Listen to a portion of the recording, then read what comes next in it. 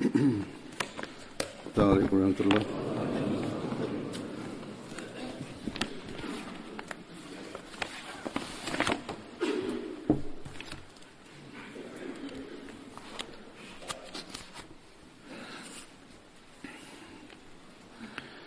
أشهد أن لا إله إلا الله وحده لا شريك له وأشهد أن محمدا عبده ورسوله أما بعد فأعوذ بالله من الشيطان الرجيم بسم الله الرحمن الرحيم الحمد لله رب العالمين الرحمن الرحيم مالك يوم الدين إياك نعبد وإياك نستعين اهدنا الصراط المستقيم صراط الذين أنعمت عليهم غير المغضوب عليهم ولا الضالين.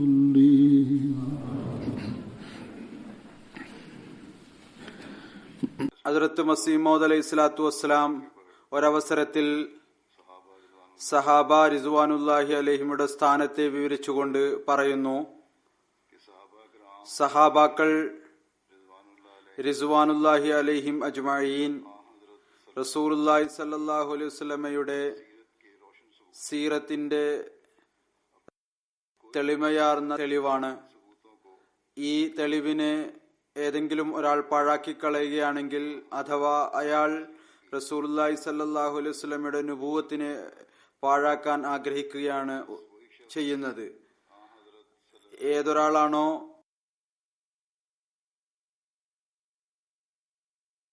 റസൂലുള്ളാഹി സ്വല്ലല്ലാഹു അലൈഹി വസല്ലമയെ യഥാർത്ഥ രീതിയിൽ വിലമതിക്കുന്നത് അയാളാണ്. ആരാണോ സഹാബാക്കളെ വിലമതിക്കുന്നതാണ്. ആരാണോ സഹാബാക്കളെ വിലമതിക്കാത്തത് അയാൾ ഒരിക്കലും തന്നെ റസൂലുള്ളാഹി സ്വല്ലല്ലാഹു അലൈഹി വസല്ലമയെ വിലമതിക്കുന്ന ആളല്ല. അയാൾ ഈ വാദത്തിൽ വ്യാജനാണ്. അഥവാ അയാൾ പറയുകയാണ്, ഞാൻ റസൂലുള്ളാഹി സ്വല്ലല്ലാഹു അലൈഹി വസല്ലമയെ സ്നേഹിക്കുന്നു. കാരണം ഇതൊരിക്കലും സാധ്യമല്ല. റസൂലുള്ളാഹി സ്വല്ലല്ലാഹു അലൈഹി വസല്ലമയെ സ്നേഹിക്കുകയും സഹാബാക്കളോട് ശത്രുത വെച്ചു പുലർത്തുകയും ചെയ്യുക എന്നത്. അവിടുന്ന് പറയുന്നു, സഹാബാക്കൾ അവരുടെ ജമാഅത്ത് പരിശുദ്ധ ജമാഅത്തായിരുന്നു. തങ്ങളുടെ നബി സല്ലല്ലാഹു അലൈഹി വസല്ലമയോട് ഒരിക്കലും അവർ വിട്ടുനിന്നില്ല. അങ്ങയുടെ മാർഗത്തിൽ ജീവൻ സമർപ്പിക്കുന്നതിലും വിമുഖത കാണിക്കുമായിരുന്നില്ല. എന്നല്ല, വിമുഖത കാണിച്ചില്ല. പറയുന്നു, റസൂലുള്ളാഹി സ്വല്ലല്ലാഹു അലൈഹി വസല്ലമയുടെ അനുസരണത്തിൽ അത്തരത്തിൽ ലയിച്ചു ചേർന്നു അവർ അതിനുവേണ്ടി എല്ലാവിധത്തിലുള്ള പ്രയാസവും ബുദ്ധിമുട്ടുകളും ഏറ്റുവാങ്ങാൻ എപ്പോഴും തയ്യാറായിരുന്നു. ഈ ഒരു സ്ഥാനമാണ് സഹാബ റിസ്വാനുല്ലാഹി അലൈഹിമയുടേത്. അത് ഓരോ അഹ്മദിയും തങ്ങളുടെ മുന്നിൽ വെക്കേണ്ടതാണ്. നാം സഹാബാക്കളുടെ സീറത്തിനെ കുറിച്ച് പഠിക്കുമ്പോൾ, അവരുടെ കർമ്മപരമായ മാതൃകയെക്കുറിച്ച് അറിവ് കരസ്ഥമാക്കുമ്പോൾ, അപ്പോൾ അവരുടെ ഉന്നതമായ സ്ഥാനം നമ്മുടെ മുമ്പിൽ തുറന്ന നിലയിൽ വരുന്നു. ആ സ്ഥാനം നമ്മെ ഈ കാര്യത്തിലേക്ക് ശ്രദ്ധ തിരിപ്പിക്കുന്നതായി മാറണം. അവരുടെ സീറത്ത്, അവരുടെ ജീവിതം, അവരുടെ പ്രവർത്തനം, അവരുടെ അനുസരണം, അവരുടെ ഇബാദത്തിന്റെ നിലവാരം നമ്മെ സംബന്ധിച്ചിടത്തോളം മാതൃകയാണ്. നാം അതിനെ നമ്മുടെ ജീവിതത്തിന്റെ ഭാഗമാക്കി മാറ്റിയെടുക്കാൻ ശ്രമിക്കുന്നവരായി മാറണം. ഇപ്പോൾ ഞാൻ ചില സഹാബാക്കളുടെ ചില സംഭവങ്ങൾ കേൾപ്പിക്കുന്നതാണ്. ഒരു സഹാബി ഹസ്രത്ത് അബൂ ദുജാന അൻസാരി ആയിരുന്നു. അദ്ദേഹം റസൂലുള്ളാഹി സ്വല്ലല്ലാഹു അലൈഹി വസല്ലം മദീനയിലേക്ക് ഹിജ്റത്ത് ചെയ്യുന്നതിന് മുമ്പേ ഇസ്ലാം സ്വീകരിച്ചിരുന്നു. മദീനവാസിയായിരുന്നു. അദ്ദേഹത്തിനും ഈ സ്ഥാനം ഉണ്ടായിരുന്നു. റസൂലുള്ളാഹി സ്വല്ലല്ലാഹു അലൈഹി വസല്ലമയോടൊപ്പം ബദർ യുദ്ധത്തിൽ പങ്കെടുത്തു. അങ്ങേറ്റം ധൈര്യത്തോടു കൂടി പോരാടി. അതോടൊപ്പം തന്നെ ഉഹദ് യുദ്ധത്തിലും പങ്കാളിയായി. യുദ്ധത്തിന്റെ ദിശ മാറിയതിനു ശേഷം, അതായത് മുസ്ലിങ്ങൾ ആദ്യം ജയിക്കുകയായിരുന്നു, പിന്നീട് ഒരു പ്രദേശം ഉപേക്ഷിച്ചതിന്റെ ഫലമായി യുദ്ധം മാറി. കാഫിറുകൾ വീണ്ടും ആക്രമിച്ചു. മുസ്ലിങ്ങൾക്ക് എതിരിൽ യുദ്ധം വരികയുണ്ടായി. അപ്പോൾ ഉണ്ടായിരുന്ന സഹാബാക്കൾ ആരാണ് റസൂലുള്ളാഹി സ്വല്ലല്ലാഹു അലൈഹി വസല്ലമയുടെ മുന്നിൽ അടുത്തുണ്ടായിരുന്നത്? അവരിൽ ഹസ്രത്ത് അബൂ ദുജാനയും ഉണ്ടായിരുന്നു. റസൂലുള്ളാഹി സ്വല്ലല്ലാഹു അലൈഹി വസല്ലം മയെ പ്രതിരോധിക്കുന്നതിൽ അങ്ങേയറ്റം പരിക്കും ഇദ്ദേഹത്തിന് ഏൽക്കുകയുണ്ടായി. എന്നാൽ പരിക്കേറ്റിട്ടും അദ്ദേഹം പിന്നോട്ടു പോയില്ല. ഈ സംഭവവും അങ്ങേ കുറിച്ച് റിവായത്തിൽ വരുന്നു. റസൂലുള്ളാഹി സ്വല്ലല്ലാഹു അലൈഹി വസല്ലം തന്റെ വാൾ ഉയർത്തിപ്പിടിച്ചുകൊണ്ട് ഒരവസരത്തിൽ പറഞ്ഞു, ആരാണ് ഇന്ന് ഈ വാളിന്റെ കടമ നിർവഹിക്കുന്നവരായിട്ടുള്ളത്? അബൂ ദുജാന അൻസാരി മുന്നോട്ട് വന്നു. എന്നിട്ട് പറഞ്ഞു, ഞാൻ ഈ കാര്യത്തിന് പ്രതിജ്ഞ ചെയ്യുന്നു, ഈ വാളിനോടുള്ള കടമ ഞാൻ നിർവഹിക്കുന്നതായിരിക്കും. റസൂലുള്ളാഹി സ്വല്ലല്ലാഹു അലൈഹി വസല്ലം അദ്ദേഹത്തിന്റെ ഈ വികാരാവേശം കണ്ടുകൊണ്ട് ആ വാൾ നൽകുകയുണ്ടായി.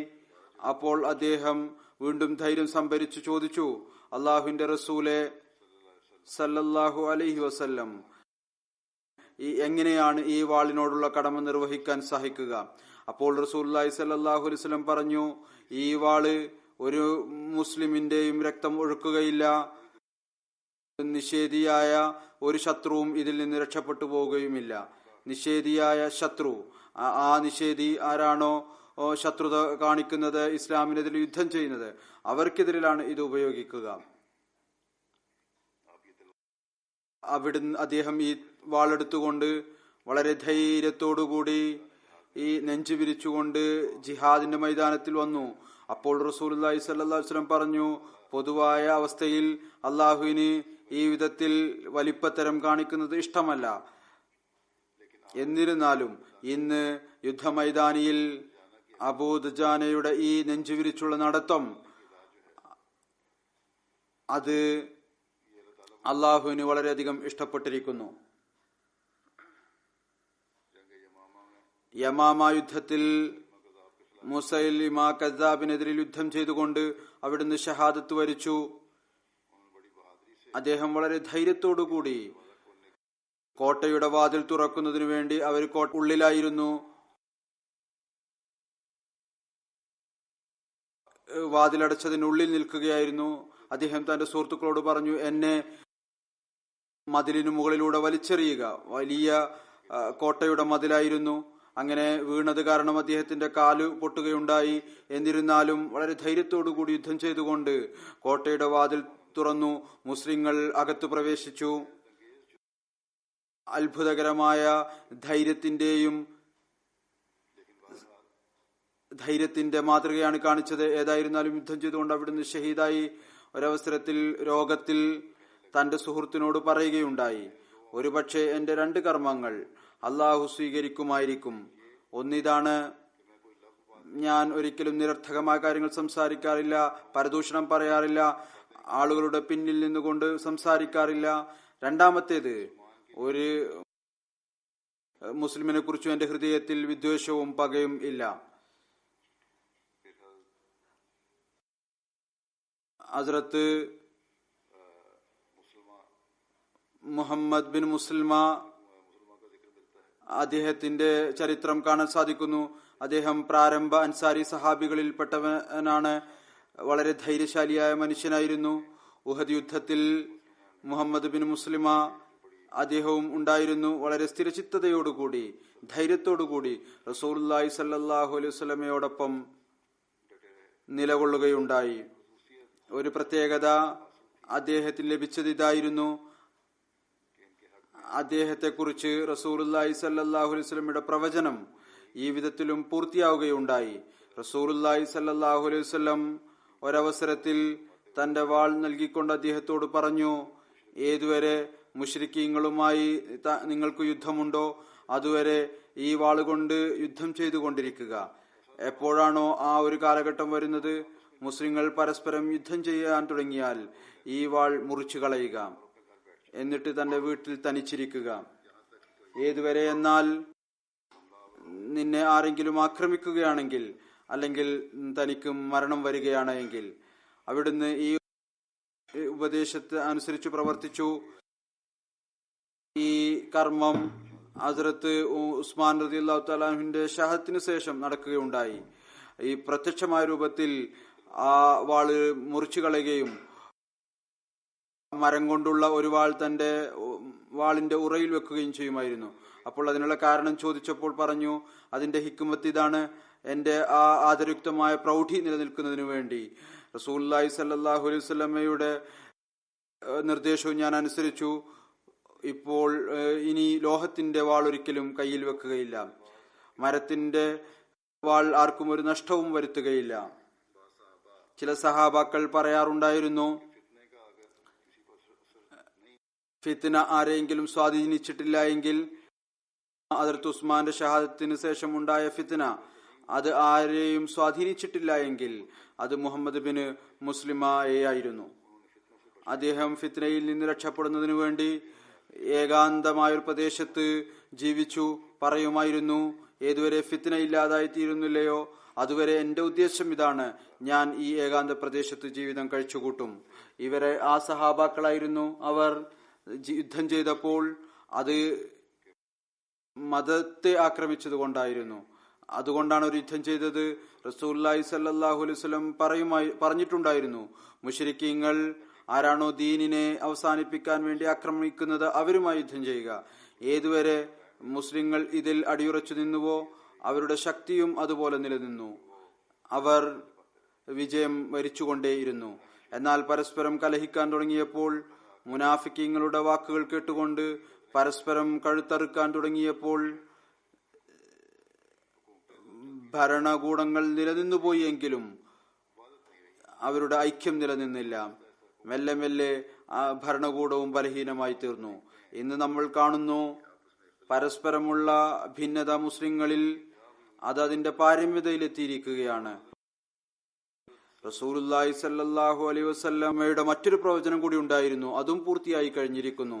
അന്ധകാര നിബിഡമായ കാലഘട്ടത്തിന് ശേഷം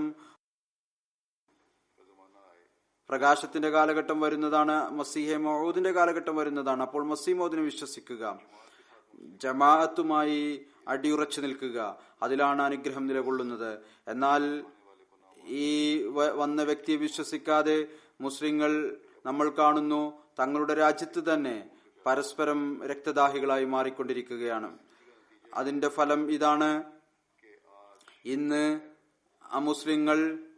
അമുസ്ലിം ലോകം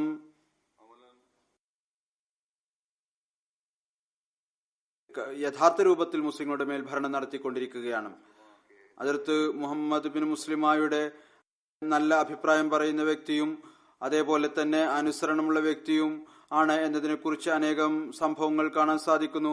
അതുകൊണ്ട് തന്നെ ഖുലഫാക്കൾ അദ്ദേഹത്തെ വളരെയധികം വിശ്വസിച്ചിരുന്നു. പ്രത്യേകിച്ച് ഹദ്റത്ത് ഉമർ, ഹദ്റത്ത് ഉസ്മാൻ അദ്ദേഹത്തിന് വളരെ സുപ്രധാനമായ ചില ജോലികൾ ഏൽപ്പിച്ചു നൽകി, ചില കാര്യങ്ങൾ ഏൽപ്പിക്കുകയുണ്ടായി. ഹദ്റത്ത് ഉമർ ചില സമയത്ത് ചില ഉമറാക്കളെ കുറിച്ച് പരാതി വന്നപ്പോൾ, നിസാമിന്റെ ഭാഗത്ത് നിശ്ചയിക്കപ്പെട്ട ചില ആളുകളുടെ ഭാഗത്ത് നിന്ന് പരാതി വന്നപ്പോൾ പല സ്ഥലങ്ങളിൽ നിന്നും പരാതികൾ വരാറുണ്ടായിരുന്നു.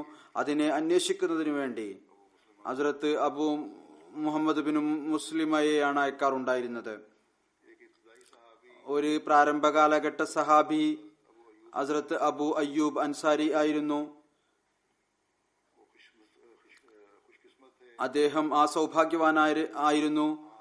ആർക്കാണോ റസൂലുള്ളാഹി സ്വല്ലല്ലാഹു അലൈഹി വസല്ലമയുടെ കാലഘട്ടത്തിൽ മദീനയിൽ ആതിഥേയത്വത്തിനുള്ള ഭാഗ്യം സിദ്ധിച്ചത്.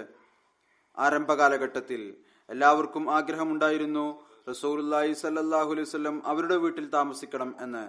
ഓരോരുത്തരും ഈ കാര്യം റസൂലുള്ളാഹി സ്വല്ലല്ലാഹു അലൈഹി വസല്ലമയോട് പ്രകടിപ്പിക്കുകയും ചെയ്തിരുന്നു. അങ്ങയോട് അപേക്ഷിക്കുകയും ചെയ്തുകൊണ്ടിരുന്നു. റസൂലുള്ളാഹി സ്വല്ലല്ലാഹു അലൈഹി വസല്ലം പറഞ്ഞു, എന്റെ ഒട്ടകത്തെ അഴിച്ചുവിടുക. എവിടെയാണോ അള്ളാഹു ഇഷ്ടപ്പെടുന്നത് അവിടെ ഈ ഒട്ടകം നിൽക്കുന്നതായിരിക്കും.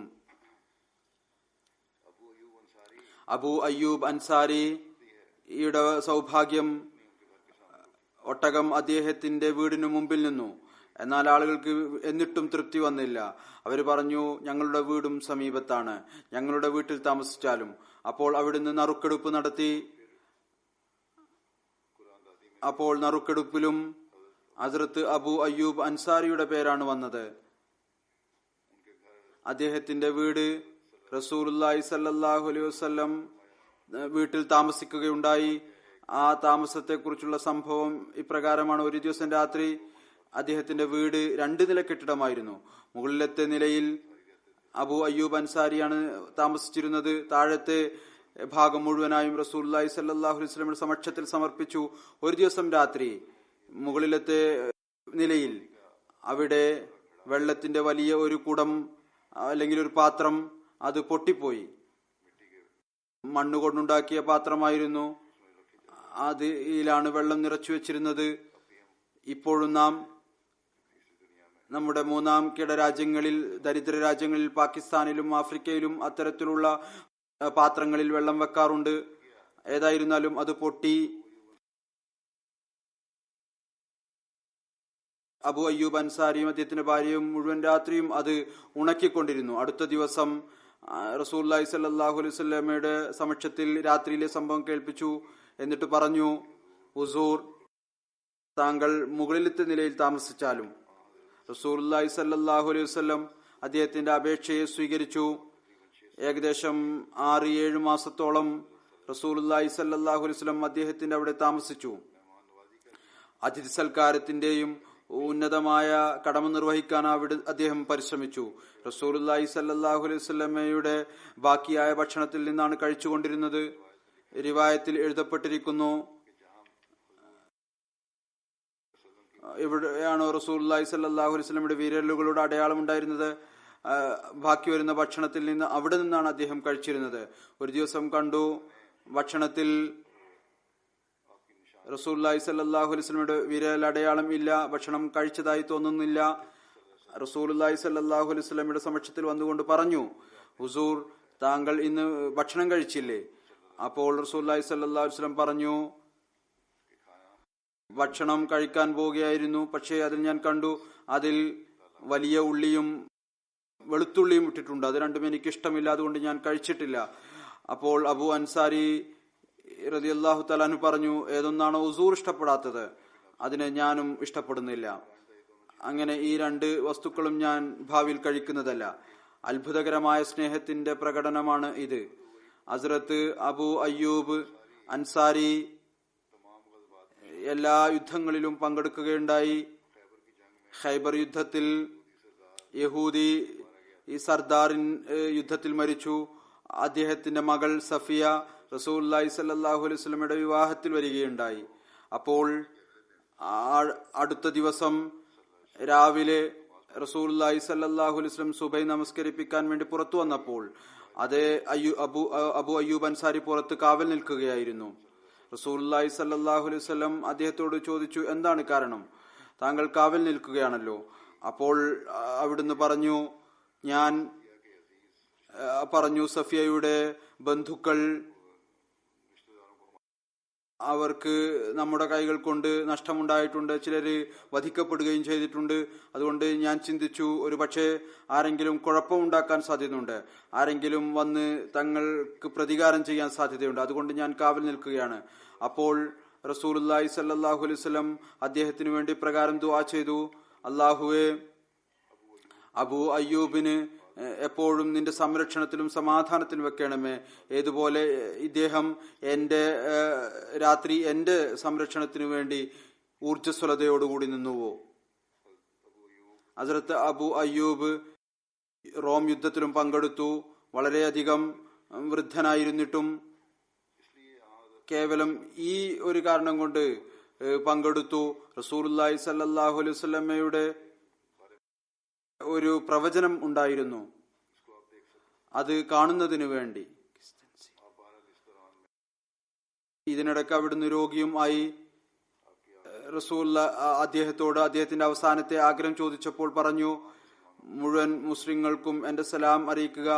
എന്റെ ഖബർ ശത്രുക്കളുടെ പ്രദേശത്ത് എത്രത്തോളം മുന്നോട്ട് കൊണ്ടുപോയി വെക്കാൻ സാധിക്കുമോ അവിടെ വെക്കുക. അങ്ങനെ രാത്രി അദ്ദേഹത്തിന്റെ മരണ ദിവസം രാത്രി അദ്ദേഹത്തിന്റെ ജനാസ ശത്രുക്കളുടെ ഭൂമിയിൽ എത്രത്തോളം ദൂരെ കൊണ്ടുപോകാൻ സാധിക്കുമോ അവിടെ കൊണ്ടുപോയി ഖബറടക്കുകയുണ്ടായി. അദ്ദേഹത്തിന്റെ ഖബർ ഇന്നും തുർക്കിയിലുണ്ട്.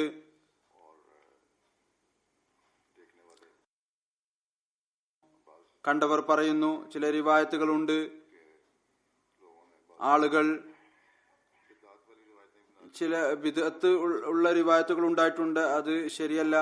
ഏതായിരുന്നാലും അദ്ദേഹത്തിന്റെ ഖബറിന്റെ അടുത്ത് പോയി ചെയ്ത ദുആ അത് സ്വീകരിക്കപ്പെടുന്നു. ഏതായിരുന്നാലും ചിലത് ചില കഥകളായി മാറുകയും ചെയ്യാറുണ്ട്. റസൂലുള്ളാഹി സ്വല്ലല്ലാഹു അലൈഹി വസല്ലം അങ്ങയുടെ സംരക്ഷണത്തിനും സമാധാനത്തിനും വേണ്ടി ചെയ്ത ദുആയുടെ ഫലം അതിപ്രകാരമായിരുന്നു. അവിടുന്ന് ഒരുപാട് യുദ്ധങ്ങളിൽ പങ്കെടുത്തു, എന്നിട്ടും ദീർഘമായ ആയുസ് പ്രാപിച്ചു, എല്ലായിടത്തും വിജയശ്രീലാളിതനായി വന്നു, വളരെ ദീർഘമായ ആയുസ് കരസ്ഥമാക്കുകയും ചെയ്തു. പിന്നീട് നമ്മൾ കാണുന്നു റസൂലുള്ളാഹി സ്വല്ലല്ലാഹു അലൈഹി വസല്ലമയുടെ സഹാബി ഹസ്രത്ത് അബ്ദുല്ലാ ബിൻ റവാഹ ആയിരുന്നു. അദ്ദേഹം അറേബ്യയിലെ വളരെ പ്രസിദ്ധനായ ഒരു കവിയായിരുന്നു. ഷായിറെ റസൂൽ എന്ന പേരിൽ എന്ന അപരനാമത്തിൽ പ്രസിദ്ധനായിരുന്നു. ബദർ യുദ്ധം അവസാനിച്ചതിനു ശേഷം വിജയത്തിന്റെ വാർത്ത മദീനയിൽ എത്തിച്ച ആദ്യത്തെ ആൾ ഇദ്ദേഹമായിരുന്നു. ഹസ്രത്ത് അബ്ദുല്ലാ ബിൻ റവാഹക്ക് റസൂലുള്ളാഹി സ്വല്ലല്ലാഹു അലൈഹി വസല്ലമയോടുള്ള വിശ്വാസം, സ്നേഹം, ആത്മാഭിമാനത്തിന്റെ പ്രകടനം, അതിന്റെ സംഭവങ്ങളുമുണ്ട്. അതിനെക്കുറിച്ച് പ്രകാരം ഒരു സ്ഥലത്ത് കാണാം,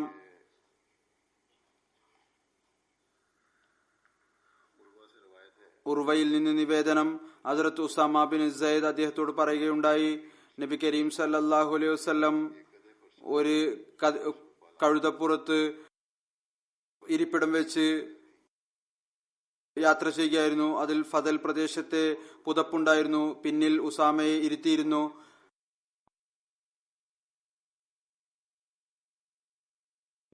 അവിടുന്ന് സയ്യിദ് ബിൻ ഉബാദയെ സന്ദർശിക്കുന്നതിനു വേണ്ടി അദ്ദേഹത്തിന്റെ ഗോത്രം സന്ദർശനം നടത്തുകയായിരുന്നു. ഇത് ബദർ യുദ്ധത്തിനു മുമ്പുള്ള സംഭവമാണ്. റസൂലുള്ളാഹി സ്വല്ലല്ലാഹു അലൈഹി വസല്ലം സദസ്സിന് മുന്നിലൂടെ കടന്നുപോയി. അതിൽ മുസ്ലിങ്ങളും മുശ്രിക്കീങ്ങളും യഹൂദികളും കൂടിച്ചേർന്നിരിക്കുകയായിരുന്നു. അതിൽ അബ്ദുല്ലാ ബിൻ ഉബയ്യും ഉണ്ടായിരുന്നു. ആ സദസ്സിൽ അബ്ദുല്ലാ ബിൻ റവാഹയും ഉണ്ടായിരുന്നു. സദസ്സിനടുത്ത് എത്തിയപ്പോൾ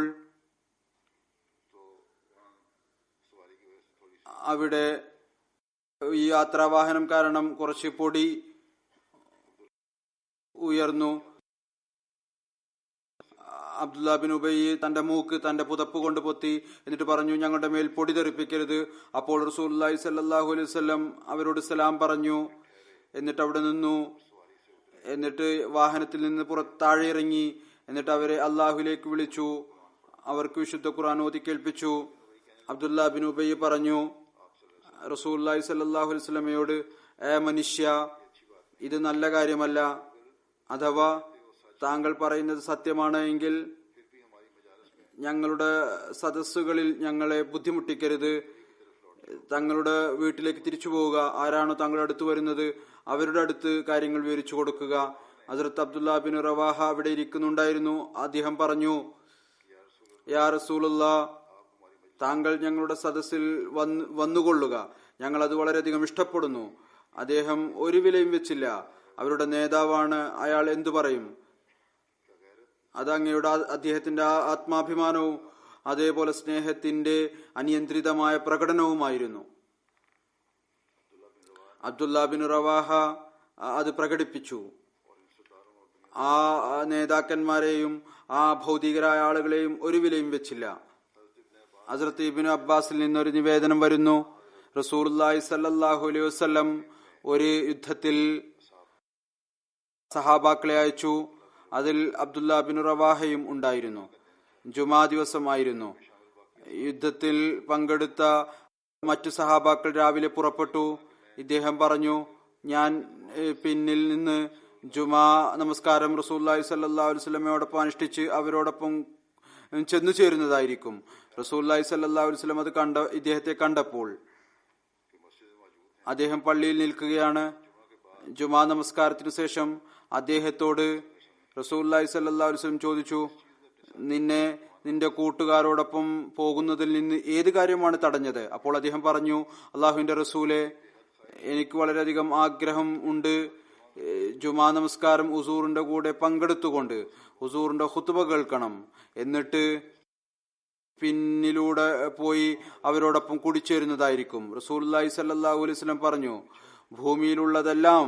അതെല്ലാം തന്നെ നീ ചെലവ് ചെയ്താലും ശരി, ഏതൊരു കൂട്ടരാണോ നിർദ്ദേശമനുസരിച്ചുകൊണ്ട്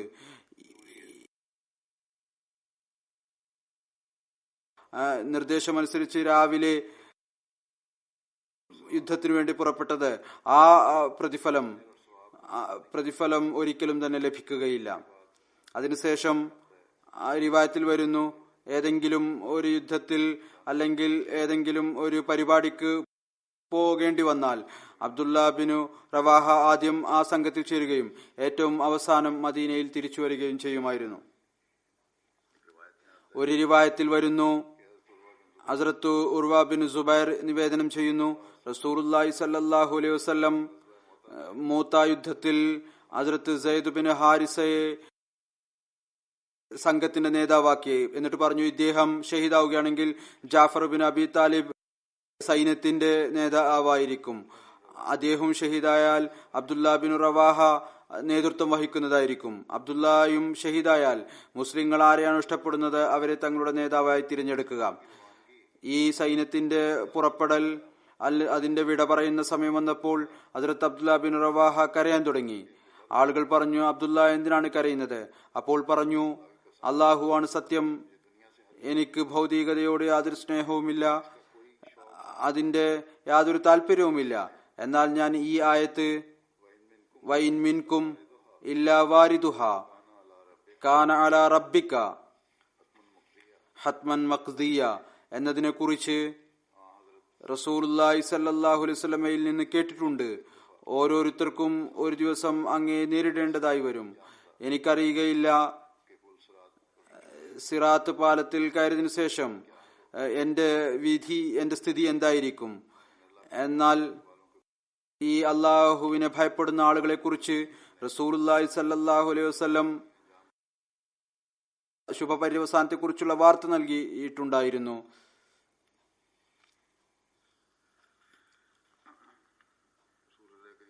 റസൂലുള്ളാഹി സ്വല്ലല്ലാഹു അലൈഹി വസല്ലം പറയുന്നു, മൂത്ത യുദ്ധത്തിന്റെ നേതാക്കന്മാരെ കുറിച്ച് അവരെ ഞാൻ സ്വർഗത്തിൽ സ്വർണസിംഹാസനത്തിൽ ഇരിക്കുന്നവരായി കണ്ടു. ഇവർ തങ്ങളുടെ ലക്ഷ്യം പ്രാപിച്ചവരായിരുന്നു. അവരുടെ ഷഹാദത്തിന്റെ ആഗ്രഹം അദ്ദേഹത്തിന്റെ ഈ കവിതയിൽ നിന്ന് കാണാൻ സാധിക്കും.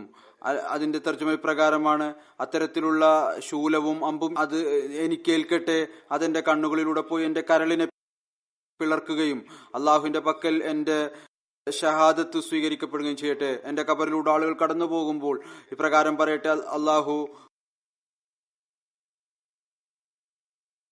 ഇദ്ദേഹത്തിൽ കാരുണ്യം ചൊരിയട്ടെ, എത്ര വലിയ യോദ്ധാവായിരുന്നു. മൂത്ത യുദ്ധത്തിൽ ഇദ്ദേഹം ഷഹീദായി. അതിന്റെ വിശദവിവരം ഇപ്രകാരമാണ്. മൂത്തായുടെ സ്ഥലത്തെത്തിയപ്പോൾ അറിയാൻ സാധിച്ചു, ഗസ്സാനികൾ മുസ്ലിങ്ങൾക്കെതിരിൽ ഹർക്കിൾ ചക്രവർത്തി റോം ചക്രവർത്തിയിൽ നിന്ന് സഹായം തേടുകയും അയാൾ 200,000 ആളുകളെ മുസ്ലിങ്ങളെ നേരിടാൻ വേണ്ടി അയക്കുകയും ചെയ്തു. ആ സമയത്ത് മുസ്ലിം സൈന്യത്തിന്റെ നേതാക്കന്മാർ പരസ്പരം കൂടി ആലോചിച്ചു, റസൂലുള്ളാഹി സ്വല്ലല്ലാഹു അലൈഹി വസല്ലമയുടെ മുമ്പിൽ കാര്യം സമർപ്പിക്കേണ്ടതാണ്. ശത്രുക്കളുടെ എണ്ണം വളരെ കൂടുതലാണ്, അതുകൊണ്ട് കൂടുതൽ ആളുകളെ അയച്ചു തരണം. അതല്ലെങ്കിൽ എന്താണോ റസൂലുള്ളാഹി സ്വല്ലല്ലാഹു അലൈഹി വസല്ലമയുടെ നിർദ്ദേശമുള്ളത് അതനുസരിച്ച് പ്രവർത്തിക്കണം. ആ അവസരത്തിൽ ഹദ്റത്ത് അബ്ദുല്ലാ ബിൻ റവാഹ മുസ്ലിങ്ങളുടെ ധൈര്യം വളരെയധികം വർദ്ധിപ്പിച്ചു. അദ്ദേഹത്തിന്റെ ആവേശം നൽകുന്ന കവിതയും വളരെയധികം പ്രയോജനം ചെയ്തു. മുസ്ലിങ്ങളുടെ 3000 വരുന്ന സൈന്യം 200,000 വരുന്ന സൈന്യത്തെ നേരിടാൻ വേണ്ടി മുന്നോട്ടു പോയി. ഹദ്റത്ത് അബ്ദുല്ലാ ബിൻ റവാഹയുടെ ഷഹാദത്തിനുള്ള ആഗ്രഹം സയ്യിദ് ബിൻ അർക്കം ഇപ്രകാരം വിവരിക്കുന്നു. ഹദ്റത്ത് അബ്ദുല്ലാ ബിൻ റവാഹ തന്നെ എന്റെ ഒട്ടകത്തിന്റെ പിന്നിലിരുത്തിക്കൊണ്ട് യുദ്ധഭൂമിയിൽ കൊണ്ടുപോയി. സയ്യിദ് ബിൻ അർക്കമിന് അബ്ദുല്ല ബിൻ റവാഹ ഒരു യത്തീം കുട്ടിയായി എടുത്തുകൊണ്ട് വളർത്തിയതായിരുന്നു. അദ്ദേഹത്തെ ശിക്ഷണം നൽകുകയും ചെയ്തു. ഒരു രാത്രി ഞാൻ അബ്ദുല്ല ബിൻ റവാഹയെ ഈ കവിത ചൊല്ലുന്നതായി കേട്ടു.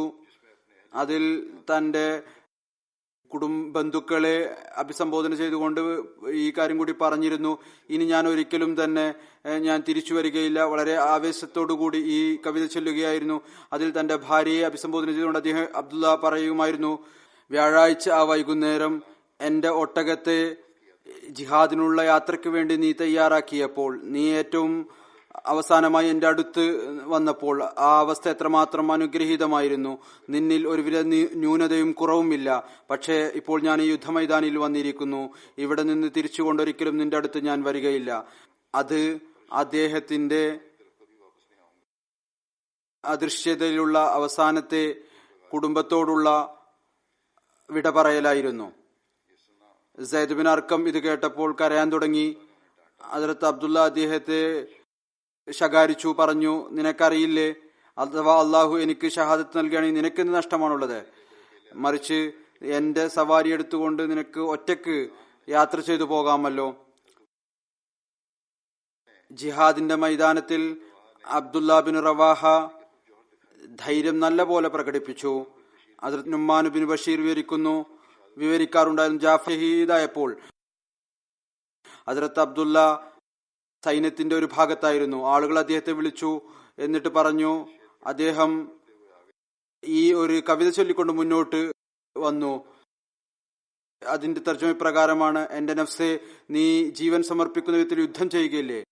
മരണത്തിന്റെ കുളത്തിൽ നീ പ്രവേശിച്ചിരിക്കുന്നു. ഷഹാദത്തിന്റെ ഏതൊരാഗ്രഹമാണോ ഉണ്ടായിരുന്നത് അത് പൂർത്തിയാകേണ്ട സമയം വന്നിരിക്കുന്നു. ജീവൻ സമർപ്പിക്കുകയാണെങ്കിൽ ഒരുപക്ഷെ ശുഭപര്യവസാനം ലഭിച്ചേക്കാം. മുസ്തഅദ് ബിൻ ഷീബ വിവരിക്കുന്നു: ഹദ്റത്ത് സയ്യിദും ഹദ്റത്ത് ജാഫറും ഷഹീദായപ്പോൾ ഹദ്റത്ത് അബ്ദുല്ല ബിൻ റവാഹ യുദ്ധമൈതാനിൽ മുന്നോട്ട് വന്നു. അദ്ദേഹത്തിന് ശൂലം കൊണ്ടപ്പോൾ രക്തം ചീറ്റുകയുണ്ടായി. അദ്ദേഹം കൈ മുന്നോട്ട് വെച്ചു. ആ രക്തം എടുത്തുകൊണ്ട് തന്റെ മുഖത്ത് പുരട്ടി. എന്നിട്ട് മുസ്ലിങ്ങളുടെയും ശത്രുക്കളുടെയും ഇടയിൽ നിന്നു. എന്നിട്ട് അവസാന ശ്വാസം വരെ മുസ്ലിങ്ങളുടെ ധൈര്യം വർദ്ധിപ്പിച്ചുകൊണ്ടിരുന്നു. വളരെ ആവേശത്തോടുകൂടി മുസ്ലിങ്ങളെ ഉദ്ദീപിപ്പിച്ചുകൊണ്ട് മുസ്ലിങ്ങളോട് പറയുകയുണ്ടായി: ഇതാ നിങ്ങളുടെ സഹോദരന്റെ ശവശരീരം മുന്നിൽ പതിച്ചിരിക്കുന്നു. നിങ്ങളുടെ ശത്രുക്കളെ മുന്നിൽ നിന്ന് മാറ്റുക. അങ്ങനെ മുസ്ലിങ്ങൾ ആ അവസരത്തിൽ ശക്തമായി ഈ ശത്രുക്കളെ എതിർക്കുകയും ആക്രമിക്കുകയും ചെയ്തു. ഇതിനിടയ്ക്ക് ഹദ്റത്ത് അബ്ദുല്ലയുടെ ഷഹാദത്ത് സംഭവിച്ചു. അദ്ദേഹത്തിന്റെ ഒരു പ്രത്യേകതയെക്കുറിച്ച് അദ്ദേഹത്തിന്റെ ഭാര്യ വിധവ പിന്നീട് പറയുകയുണ്ടായി: അദ്ദേഹത്തിന്റെ ഷഹാദത്തിന് ശേഷം അദ്ദേഹത്തിന്റെ വിധവയുടെ വിവാഹം നടന്നു. അപ്പോൾ അവരുടെ ഭർത്താവ് പറഞ്ഞു: അബ്ദുല്ല ബിൻ റവാഹയുടെ പരിശുദ്ധ ജീവിതത്തെക്കുറിച്ച് എനിക്ക് പറഞ്ഞു തരിക. അപ്പോൾ ആ വനിത എത്ര മനോഹരമായ മറുപടിയാണ് നൽകിയത്. പറഞ്ഞു: ഹദ്റത്ത് അബ്ദുല്ല ബിൻ റവാഹ ഒരിക്കലും വീട്ടിൽ നിന്ന് പുറത്തു പോകുമായിരുന്നില്ല. ഏതുവരെ 2 റക്അത്ത് നഫൽ നമസ്കരിക്കുന്നില്ലയോ, അതുപോലെ തന്നെ അദ്ദേഹം വീട്ടിൽ പ്രവേശിച്ചാൽ അദ്ദേഹത്തിന്റെ ആദ്യത്തെ ജോലി ഇതായിരുന്നു: ഒളു എടുത്ത് 2 റക്അത്ത് നഫൽ നമസ്കരിക്കുമായിരുന്നു. ഇവരായിരുന്നു അവർ. അള്ളാഹുവിനെ എല്ലാ അവസരത്തിലും എല്ലായ്പ്പോഴും സ്മരിക്കുന്നവരായിരുന്നു. അവരുടെ അനുസരണത്തിന്റെ നിലവാരം റിവായത്തിൽ ഇപ്രകാരം കാണാം. ഹദ്റത്ത് അബൂ ലൈല വിവരിക്കുന്നു: ഒരവസരത്തിൽ റസൂലുള്ളാഹി സ്വല്ലല്ലാഹു അലൈഹി വസല്ലം ഖുതുബ നൽകിക്കൊണ്ടിരിക്കുകയായിരുന്നു. ഇതിനിടയ്ക്ക് അവിടുന്ന് പറഞ്ഞു: ആളുകളെ ഇരിക്കുക. ഹദ്റത്ത് അബ്ദുല്ല ബിൻ റവാഹ പള്ളിയുടെ പുറത്ത് ഖുതുബ കേൾക്കാൻ വേണ്ടി വരികയായിരുന്നു. അവിടെ തന്നെ ഇരിക്കുകയുണ്ടായി. ഹദ്റത്ത് റസൂലുള്ളാഹി സ്വല്ലല്ലാഹു അലൈഹി വസല്ലം അദ്ദേഹത്തെ അഭിസംബോധന ചെയ്തുകൊണ്ട് പറഞ്ഞു: സാദക്കല്ലാഹു ഹിഫ്ളൻ തഅത്തില്ലാഹി തഅത്തിർ റസൂലി. അബ്ദുല്ല ബിൻ റവാഹ, അള്ളാഹു അവന്റെ റസൂലിനെയും അനുസരിക്കാനുള്ള താങ്കളുടെ ഈ ആവേശം അള്ളാഹു കൂടുതൽ വർദ്ധിപ്പിക്കട്ടെ. ദീനിയായ കാര്യങ്ങൾ കേൾക്കുകയും ദീനി മജ്ലിസുകൾ സംഘടിപ്പിക്കുകയും ലക്ഷ്യമുള്ള സംസാരം നടത്തുകയും മറ്റുള്ളവരോടുള്ള കടമകൾ നിർവഹിക്കുകയും ചെയ്യുന്നതിന്റെ നിലവാരം ഏതു വിധത്തിലായിരുന്നു. ഹസ്രത്ത് അബൂ ദർദ വിവരിക്കുന്നു, ഞാൻ ഈ കാര്യത്തിൽ അള്ളാഹുവിന്റെ അഭയം തേടുന്നു, എന്റെ മേൽ അത്തരം ഒരു ദിവസം വരാതിരിക്കട്ടെ. ഞാൻ അബ്ദുല്ലാ ബിനു റവാഹെ സ്മരിക്കാത്തതായി. ഓരോ ദിവസവും ഞാൻ അദ്ദേഹത്തെ ഓർക്കുന്നു. അതിനുള്ള കാരണം അദ്ദേഹത്തിന്റെ ഈ പ്രത്യേകതയാണ്. ഹസ്രത്ത് അബ്ദുല്ലാ ബിൻ റവാഹ എപ്പോഴൊക്കെ എന്നോട് മുലാഖാത്ത് നടത്തിയോ, അഥവാ അദ്ദേഹം പിന്നിൽ നിന്നാണ് വരുന്നത് എങ്കിൽ തന്റെ കൈ എന്റെ തോളിൽ വെക്കുമായിരുന്നു.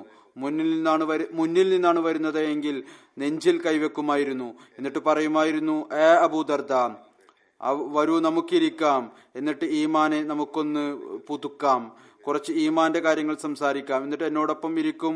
ഞങ്ങൾക്ക് അവസരം ലഭിക്കുന്നത് വരെ ഞങ്ങൾ അള്ളാഹുവിനെ സ്മരിക്കുമായിരുന്നു. എന്നിട്ട് പറയുമായിരുന്നു, അബൂ ദർദ, ഈമാന്റെ സദസ്സുകളാണിത്. ഈ ഈമാന്റെ സദസ്സുകൾ സംഘടിപ്പിക്കുന്നവർ ആ ഒരു മാതൃകയാണ് സ്ഥാപിച്ചത്. അത് നമ്മെ സംബന്ധിച്ചിടത്തോളം മാതൃകയാണ്. റസൂലുള്ളാഹി സ്വല്ലല്ലാഹു അലൈഹി വസല്ലം അങ്ങയുടെ വാക്കുകൾ സദസ്സുകൾ ഏത് വിധത്തിലാണ് നൽകിയത്? ഹസ്രത്ത് അനസ് വിവരിക്കുന്നു, ഹസ്രത്ത് അബ്ദുല്ലാ ബിൻ റവാഹയുടെ ശീലമായിരുന്നു ഏതെങ്കിലും ഒരു സഹാബിയെ കണ്ടുമുട്ടുമ്പോൾ അദ്ദേഹത്തോട് പറയുമായിരുന്നു, തഅലനു മിൻ റബ്ബിന സലംന, വരൂ നമുക്ക് നമ്മുടെ റബ്ബിൽ വിശ്വസിക്കാം. ഒരു ദിവസം തന്റെ ഒരു സുഹൃത്തിനോട് ഇത് പറഞ്ഞപ്പോൾ അയാൾ ദേഷ്യപ്പെട്ടു. റസൂലുള്ളാഹി സ്വല്ലല്ലാഹു അലൈഹി വസല്ലമയുടെ അടുത്ത് വന്ന് പറഞ്ഞു, അള്ളാഹുവിന്റെ റസൂലെ, ഇബ്നു റവാഹയെ നോക്കുക, അദ്ദേഹം താങ്കളിൽ ആളുകൾ വിശ്വസിക്കുന്നതിന് പകരം ഈമാന്റെ ക്ഷണം നൽകുന്നു. നബി കരീം സല്ലല്ലാഹു അലൈഹി വസല്ലം പറഞ്ഞു, യർഹമുല്ലാഹു അബി റവാഹ, അള്ളാഹു അബ്ദുല്ലാ ബിൻ റവാഹയുടെ മേൽ കരുണ ചൊരിയട്ടെ, അദ്ദേഹം ഇത്തരം സദസ്സുകൾ ഇഷ്ടപ്പെടുന്നു. അതിനെക്കുറിച്ച് മലക്കുകൾ പോലും അഭിമാനം കൊള്ളുന്നവരാണ്. അദ്ദേഹം ഒരു ഉന്നതനായ കവിയായിരുന്നു. റസൂലുള്ളാഹി സ്വല്ലല്ലാഹു അലൈഹി വസല്ലം ദർബാറിലെ കവികളിൽ Kaab bin Malik, Hassan bin സാബിത്തിന് ശേഷം മൂന്നാമത്തെ ഉന്നതനായ കവിയായിരുന്നു. അദ്ദേഹത്തിന്റെ മോജമുഷറായുടെ രചയിതാവ് എഴുതുന്നു, ഹസ്രത്ത് അബ്ദുല്ലാ ബിൻ റവാഹ ജാഹിലിയത്ത് കാലഘട്ടത്തിലും വളരെ സ്ഥാനവും ഉന്നതിയും ഉള്ള കവിയായിരുന്നു. ഇസ്ലാമിന്റെ കാലഘട്ടത്തിലും അദ്ദേഹത്തിന് ഉന്നതമായ സ്ഥാനം ഉണ്ടായിരുന്നു. റസൂലുള്ളാഹി സ്വല്ലല്ലാഹു അലൈഹി വസല്ലമയെ കുറിച്ച് അദ്ദേഹത്തിന്റെ ഒരു കവിതാശകലം അബ്ദുല്ല ഇപ്രകാരം രചിക്കുകയുണ്ടായത് അദ്ദേഹത്തിന്റെ ഏറ്റവും ഉന്നതമായ കവിതയാണ്. അത് അദ്ദേഹത്തിന്റെ ഹൃദയാവസ്ഥയെ വ്യക്തമായ നിലയിൽ വിവരിക്കുന്നു. അതിൽ അബ്ദുല്ല റസൂലുള്ളാഹി സ്വല്ലല്ലാഹു അലൈഹി വസല്ലമയെ അഭിസംബോധന ചെയ്തുകൊണ്ട് പറയുന്നു, ലൗ ലം തകുൻ ഫീഹി ആയാതുൻ ബയ്യിന കാനത് ബദീഹത്തുഹു തുംബിക ബിൽ ഖബർ.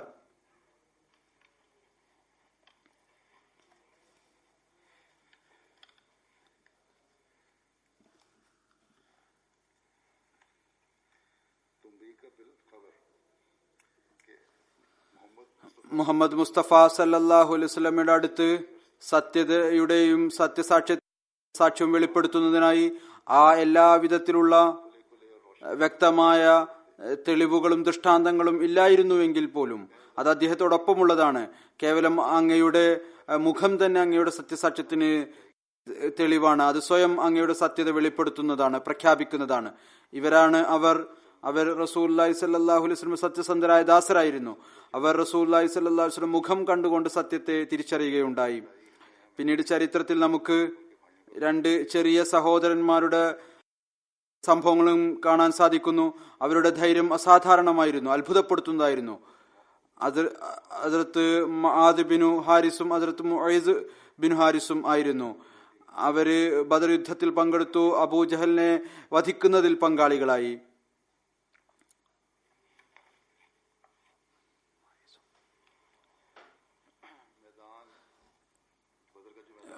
ബദർ മൈതാനം ശക്തമായ യുദ്ധം നടക്കുകയായിരുന്നു. മുസ്ലിങ്ങളുടെ മുമ്പിൽ അവരെക്കാൾ 3 ഇരട്ടി അംഗങ്ങളാണ് ഉണ്ടായിരുന്നത്. അവര് എല്ലാവിധത്തിലുള്ള യുദ്ധസാമഗ്രികൾ കൊണ്ടും വിഭൂഷിതരായിരുന്നു. ഈ ഒരു ദൃഢനിശ്ചയത്തോടു കൂടിയാണ് അവര് യുദ്ധം ചെയ്യാൻ ഇറങ്ങിയത്. ഇസ്ലാമിന്റെ പേരും അടയാളവും തുടച്ചു നീക്കുന്നതായിരിക്കും. മുസ്ലിങ്ങൾ എണ്ണത്തിൽ വളരെ കുറവായിരുന്നു. ഈ സംഭവങ്ങളെല്ലാം തന്നെ ഹദ്റത്ത് മിർസ ബഷീർ അഹമ്മദ് അദ്ദേഹത്തിന്റെ ഗ്രന്ഥം സീറത്തുൽ ഖാത്തമുൻ നബിയിൽ എഴുതിയിട്ടുണ്ട്. ദാരിദ്ര്യത്തിന്റെയും രാജ്യത്തിൽ നിന്ന് പുറത്താക്കപ്പെട്ടതിന്റെ അവസ്ഥയിലായിരുന്നു മുസ്ലിങ്ങൾ.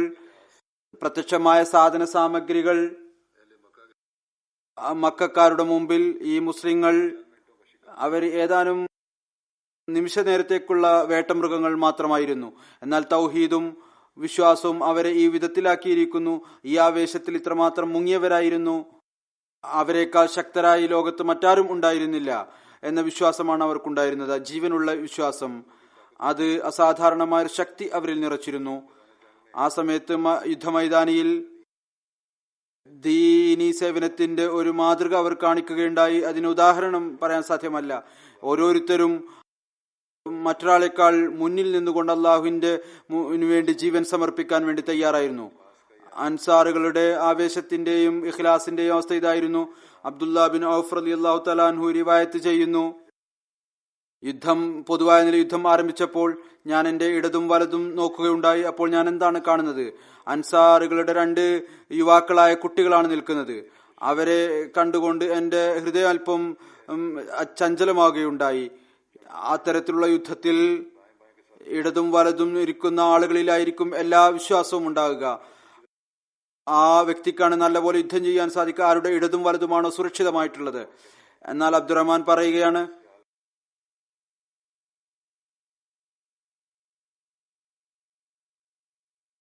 ഞാൻ ഈ ചിന്തയിലായിരുന്നു, ഈ കുട്ടികൾ എന്നെ എങ്ങനെ സംരക്ഷിക്കാനാണ്.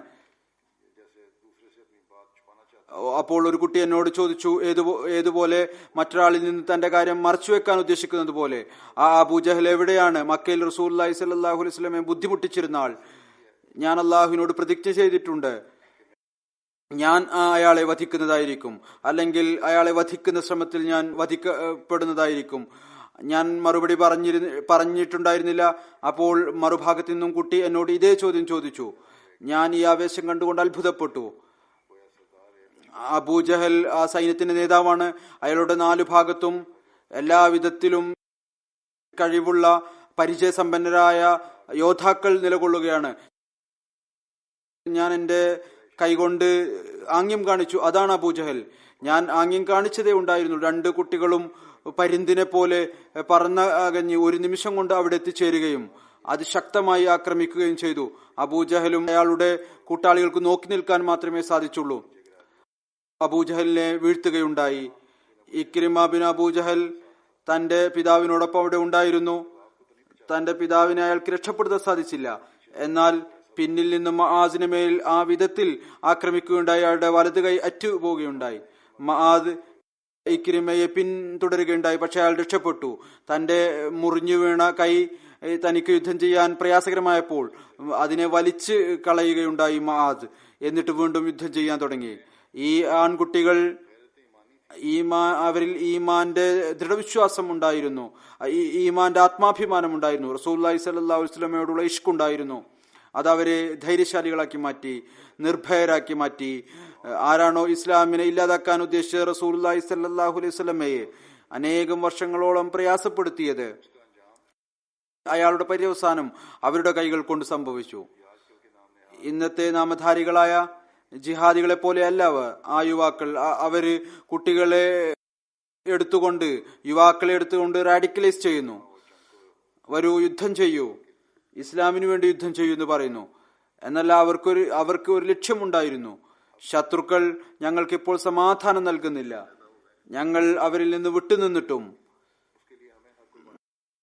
അവർ സമാധാനം നൽകുന്നില്ല. സമാധാനം സ്ഥാപിക്കുന്നതിന് വേണ്ടി എല്ലാ വിധത്തിലുള്ള ത്യാഗവും ചെയ്യേണ്ടതായിട്ടുണ്ട്. അതല്ലാതെ അത് കുഴപ്പം ഇല്ലാതാകുന്നതിന് വേണ്ടി. ഇന്ന് ഭരണകൂടങ്ങൾ പിടിച്ചടക്കുന്നതിന് വേണ്ടി യുവാക്കളെ നിർബന്ധപൂർവം തട്ടിക്കൊണ്ടുപോവുകയും റാഡിക്കലൈസ് ചെയ്യുകയും ചെയ്യുന്നു. കഴിഞ്ഞ ദിവസം 14 വയസ്സുള്ള സിറിയയിലെ ഒരു ആൺകുട്ടി അവരിൽ നിന്ന് രക്ഷപ്പെട്ട് പുറത്തു വരികയുണ്ടായി. പറഞ്ഞു, ഞാൻ സ്കൂളിൽ നിന്ന് വരികയായിരുന്നു, എന്നെ തട്ടിക്കൊണ്ടുപോവുകയും പിന്നീട് നിർബന്ധപൂർവം എനിക്ക് ട്രെയിനിങ് നൽകുകയും ചെയ്തു. അത് ഞാൻ വിശ്വസിച്ചില്ല, ഞാൻ അംഗീകരിച്ചില്ല. അപ്പോൾ എന്നോട് കാഠിന്യം കാണിച്ചു, എന്നിട്ട് യുദ്ധം ചെയ്യിപ്പിച്ചു. വളരെ പ്രയാസത്തോടുകൂടിയാണ് രക്ഷപ്പെട്ടു വന്നത്. ഈ വിധത്തിലുള്ള പ്രവർത്തനങ്ങളാണ് മുസ്ലിങ്ങൾ ഇസ്ലാമിന്റെ പേരിൽ ചെയ്തുകൊണ്ടിരിക്കുന്നത്.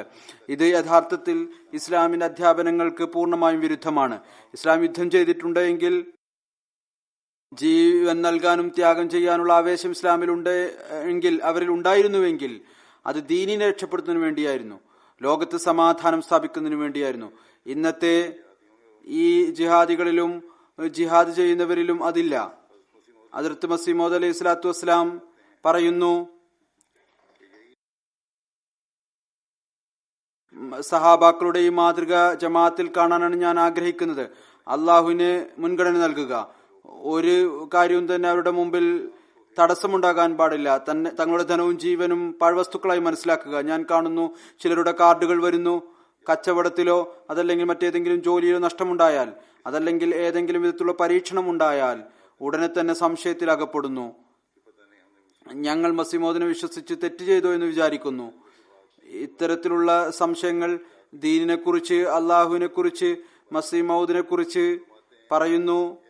അത്തരത്തിലുള്ള അവസരത്തിൽ ഓരോരുത്തർക്കും മനസ്സിലാക്കാം യഥാർത്ഥത്തിലുള്ള ലക്ഷ്യത്തിൽ നിന്ന് അവർ എത്രമാത്രം ദൂരത്തിലാണ് എന്ന്. ഒന്ന് ചിന്തിച്ചു നോക്കുക, സഹാബാക്കളിലും അവരിലും എത്രമാത്രം വ്യത്യാസമുണ്ട്. സഹാബാക്കൾ ആഗ്രഹിച്ചത് അള്ളാഹുവിനെ തൃപ്തിപ്പെടുത്തുക എന്നായിരുന്നു.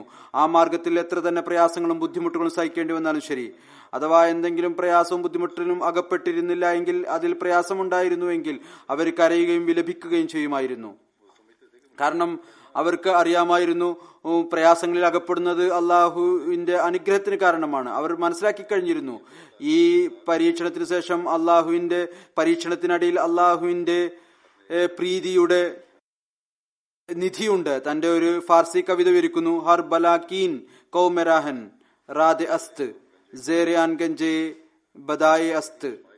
എന്തെങ്കിലും പരീക്ഷണം അള്ളാഹുവിന്റെ ഭാഗത്ത് നിന്ന് സമൂഹത്തിൽ വരികയാണെങ്കിൽ അതിന് പിന്നിൽ അള്ളാഹുവിന്റെ പ്രീതിയുടെ ഒരു നിധിയുണ്ട്. വീണ്ടും അവിടുന്ന് പറയുന്നു, വിശുദ്ധ ഖുർആൻ അവരെ പ്രകീർത്തിച്ച് നിറഞ്ഞു കഴിഞ്ഞിരിക്കുകയാണ്. അത് തുറന്നു നോക്കുക. സഹാബാക്കളുടെ ജീവിതം സഹാബാക്കളുടെ സത്യസാക്ഷ്യത്തിനുള്ള കർമ്മപരമായ തെളിവാണ്. സഹാബാക്കൾ ഏതൊരു സ്ഥാനത്താണോ എത്തിയിരുന്നത് അത് വിശുദ്ധ ഖുർആൻ ഇപ്രകാരം വിവരിച്ചിരിക്കുന്നു, മിൻഹും മൻ കദാ നഹ്ബഹു വ മിൻഹും മൻ യന്തദിർ. അതായത് അവരിൽ ചിലർ ഷഹാദത്ത് വരിച്ചു കഴിഞ്ഞിരിക്കുന്നു, അഥവാ അവർ യഥാർത്ഥ ലക്ഷ്യം മരിച്ചു കഴിഞ്ഞവരാണ്. ചിലർ ഈ പ്രതീക്ഷയിൽ നിൽക്കുന്നവരാണ്, ഷഹാദത്ത് ലഭിക്കണം എന്നുള്ള പ്രതീക്ഷയിൽ. സഹാബാക്കൾ ഭൗതികതയിലേക്ക് ഒരിക്കലും ചാഞ്ഞില്ല. ആയുസ് കൂടണമെന്നും ധനം ലഭിക്കണമെന്നും അങ്ങനെ ജീവിതം സുഖലോലുപതയിൽ കഴിഞ്ഞുകൂടണമെന്ന് ആഗ്രഹിച്ചില്ല.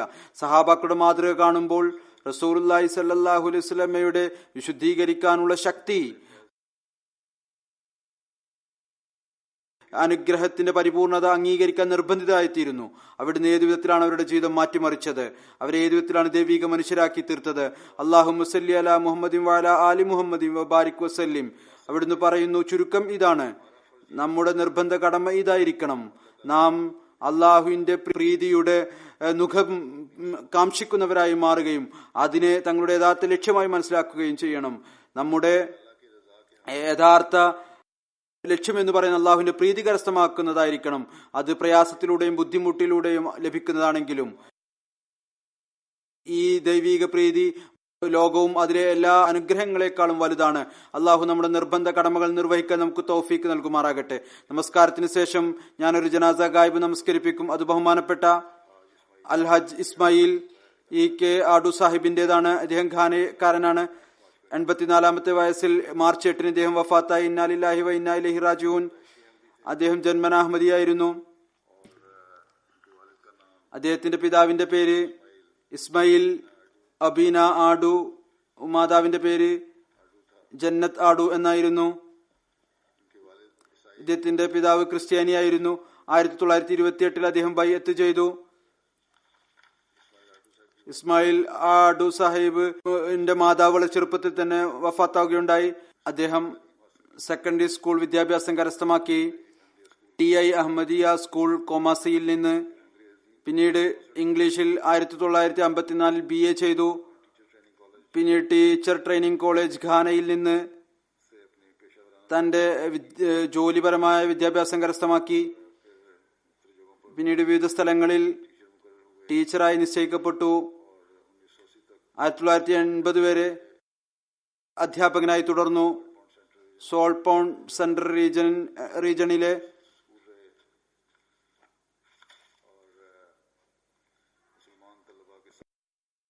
മുസ്ലിം വിദ്യാർത്ഥികൾക്കായി അവരുടെ സൗകര്യത്തിനു വേണ്ടി അദ്ദേഹം സംവിധാനമൊരുക്കി. സ്കൂളുകൾ ഉള്ളിടത്ത് അദ്ദേഹം പള്ളികൾ ഉണ്ടാക്കി. മുസ്ലിം വിദ്യാർത്ഥികൾക്കായി കവാമി ലിക്കോമ യൂണിവേഴ്സിറ്റി സയൻസ് ആൻഡ് ടെക്നോളജിയിൽ അവിടെ ഇംഗ്ലീഷിന്റെ അധ്യാപകനായി. വിവിധ കോളേജുകൾ അദ്ദേഹത്തിന് പഠിപ്പിക്കാനുള്ള അവസരം ലഭിച്ചു. പിന്നീട് അദ്ദേഹം ഒരു ഗ്രന്ഥവും എഴുതി. ഇംഗ്ലീഷ് പഠിപ്പിക്കുന്നതുമായി ബന്ധപ്പെട്ട് അത് ഘാനയിലും നൈജീരിയയിലും വളരെ പ്രസിദ്ധമാവുകയും പഠിപ്പിക്കുകയും ചെയ്യുന്നു. ഇതുമായി ബന്ധപ്പെട്ട് അദ്ദേഹം സ്കോളർഷിപ്പ് ലഭിക്കുകയും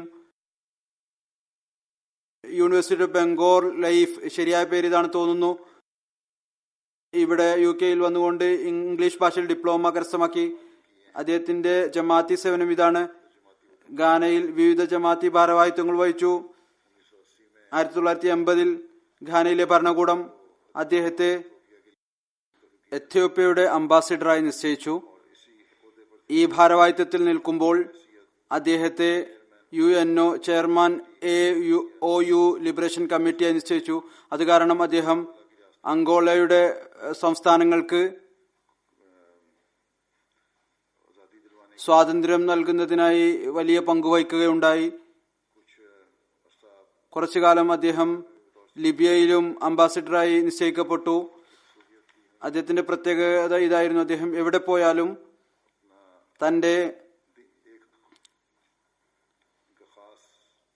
അദ്ദേഹത്തിന്റെ പ്രത്യേകതയായിരുന്നു ദീനിന് എപ്പോഴും മുൻഗണന നൽകുമായിരുന്നു. അദ്ദേഹത്തിന്റെ ആ പരിചയം എപ്പോഴും നിലനിർത്തുമായിരുന്നു. അതിർത്ത് ഖലീഫത്തുൽ മസീൻ റാബിന്റെ ഹിജ്റത്തിന് ശേഷം ഇവിടെ UK വന്നതിന് ശേഷം അദ്ദേഹം തന്റെ രാഷ്ട്രീയ ജീവിതത്തിന് വിട പറഞ്ഞുകൊണ്ട് ഇവിടെ വന്ന് തന്റെ കുട്ടികളോടൊപ്പം ഖിലാഫത്തിന് സമീപത്ത് നിൽക്കാൻ ശ്രമിച്ചു. ഇവിടെ വന്ന് വിവിധ സ്കൂളുകളിൽ ടീച്ചറായിക്കൊണ്ട് ജോലി ചെയ്തുകൊണ്ടിരുന്നു. ഒരു പ്രത്യേക ഇഷ്ക് അദ്ദേഹത്തിന് ഖിലാഫത്തുമായി ഉണ്ടായിരുന്നു. എല്ലാ ഖിലാഫത്തിനോടും അദ്ദേഹം വലിയ സ്നേഹത്തിന്റെ പ്രകടനം കാഴ്ചവെച്ചു. അനുസരണത്തിന്റെ മാതൃക കാണിച്ചു. സൽമാൻ റുഷ്ദിക്ക് എതിരിൽ എഴുതാൻ വേണ്ടി നിശ്ചയിക്കപ്പെട്ട പുസ്തകത്തിന്റെ കമ്മിറ്റിയിലും ഇദ്ദേഹം ഉണ്ടായിരുന്നു. ഖലീഫത്തുൽ മസീഹ് റാബി ഇദ്ദേഹത്തെയും അതിൽ ഉൾപ്പെടുത്തിയിരുന്നു. തബ്ലീഗിന്റെ വലിയ ആവേശമുണ്ടായിരുന്നു. വിവിധ സ്ഥലങ്ങളിൽ സ്റ്റാൾ സ്ഥാപിക്കുമായിരുന്നു. റേഡിയോയിൽ തബ്ലീഗ് പരിപാടികൾ സംഘടിപ്പിക്കുമായിരുന്നു. വിവിധ ജമാഅത്തി ചോദ്യോത്തര സദസ്സുകളിൽ പങ്കെടുക്കുമായിരുന്നു.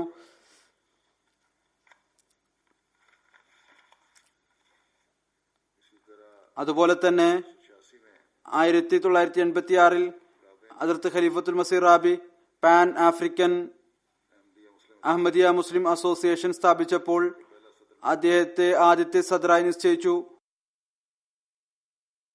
ഇവിടുത്തെ പാക്കം ജമാഅത്തിന്റെ ആദ്യത്തെ സദറുമായിരുന്നു. 1994 MTA ആരംഭിച്ചതിനു ശേഷം ഉറുദു ക്ലാസ്സിൽ പ്രത്യേക ശിഷ്യന്മാരിൽപ്പെട്ട ആളായിരുന്നു ഇദ്ദേഹം. ഉറുദു പഠിക്കുന്നതിന് വേണ്ടി വളരെ അധ്വാനിക്കുമായിരുന്നു. എത്രത്തോളം അദ്ദേഹത്തിന് ശ്രമിക്കാൻ സാധിക്കുമോ ചെയ്യാൻ സാധിക്കുമോ. ഉറുദു ക്ലാസ്സിൽ അദ്ദേഹം ബഡേ ബച്ചെ എന്ന പേരിൽ പ്രസിദ്ധനായിരുന്നു. 2 ഭാര്യമാരുണ്ടായിരുന്നു.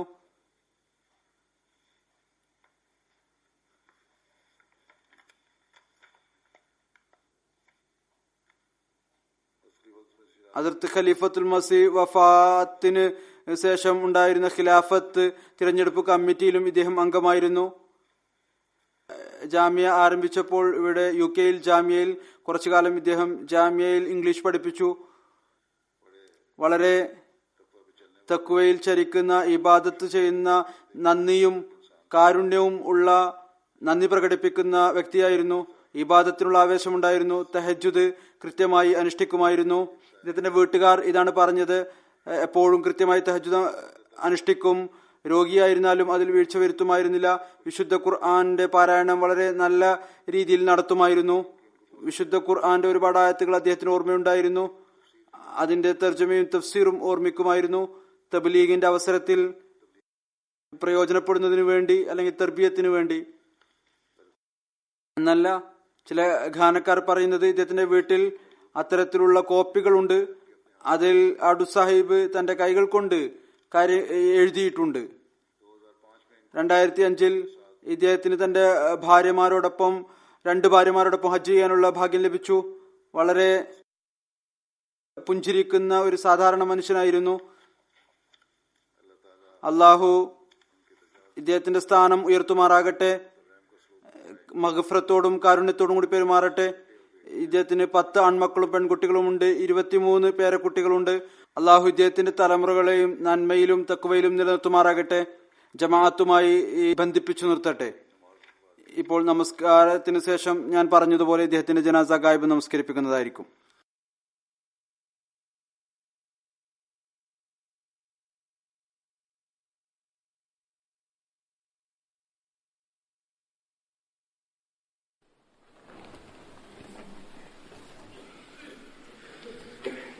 الحمد لله نحمده ونستعينه الحمد لله نحمده ونستعينه ونستغفره ونؤمن به ونتوكل عليه ونعوذ بالله من شرور أنفسنا ومن سيئات أعمالنا من يهده الله فلا مضل له ومن يضلل فلا هادي له ونشهد أن لا إله إلا الله ونشهد أن محمدا عبده ورسوله عباد الله رحمكم الله إن الله يأمر بالعدل والإحسان وإيتاء ذي القربى وينهى عن الفحشاء والمنكر والبغي يعظكم لعلكم تذكرون اذكروا الله يذكركم وادعوه يستجب لكم ولذكر الله أكبر.